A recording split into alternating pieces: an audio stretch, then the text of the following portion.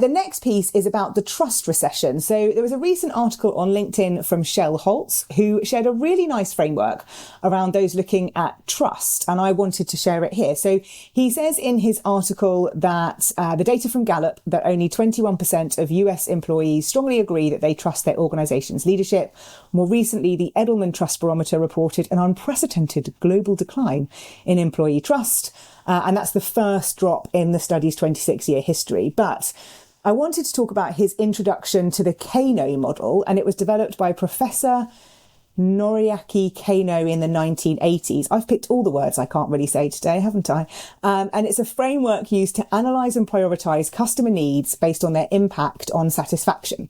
And it categorises customer preferences into different levels of needs, helping product managers prioritise features effectively. Now, Shel breaks it down in his article, which I just really liked and wanted to share it here. So he talks about the must-be expectations. This is the table stakes. So these are the basic requirements employees take for granted, such as timely payroll, benefit updates. He says you don't build a trust reserve with these communications, you simply avoid a crisis. The next are performance factors. So this is where trust is built or lost. The more leadership provides the why behind a decision, the more satisfaction increases. Then it's exciters and delighters. So these are unexpected efforts that prove the organisation sees its people as central to the solution. A what we heard, what we're doing loop is a prime example. And then the final bit is indifferent features. So this is the noise that we mistake for communication. Shel says if you publish an award-winning newsletter while employees feel stuck in a fog, that newsletter is an indifferent feature. It doesn't matter if it's there or not, it isn't moving the needle. Now, I really liked this because it felt very tangible and very practical to talk about trust, which is a very intangible thing and such a big topic this year. Do you think this provides a helpful guide for those working in internal comms to help them consider how to really shift those trust numbers in their organisation? I think anytime we can get communicators or HR leaders or whoever talking about trust and the importance of it, anything like that is a win. And I think this model puts it into some very simple explanatory statements of thinking through what are all the different things we're doing and where do they slot?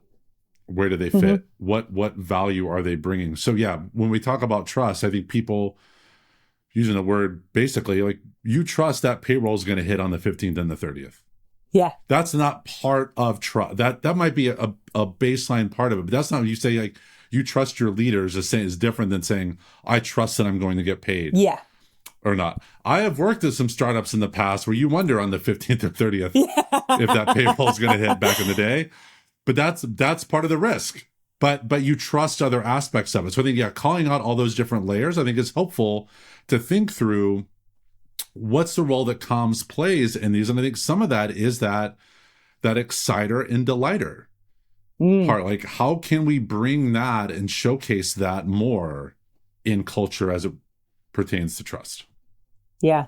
What I like is taking a model that is for like another part of an organization, like the product team, and then applying it to comms and HR, because I think it makes it more understandable for a lot of functions that don't really understand how internal comms can really help organizational success. So anything that's going to shift that for me is always going to be a win.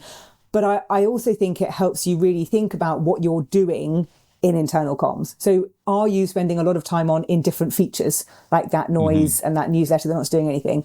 Are you getting sucked into the really tactical must-be expectations, those basic things about payroll and benefits updates and communicating that? Like if you're at both ends of that scale, then you're kind of missing that ability to do the performance factors and the exciters and delighters. And I think to your point, that exciters and delighters is where things can really change for internal comms and HR and employee experience and really doing that. And I think I could use this if I was still in-house and looking at all the activity we were doing and maybe mapping it to some of this and seeing where it fits.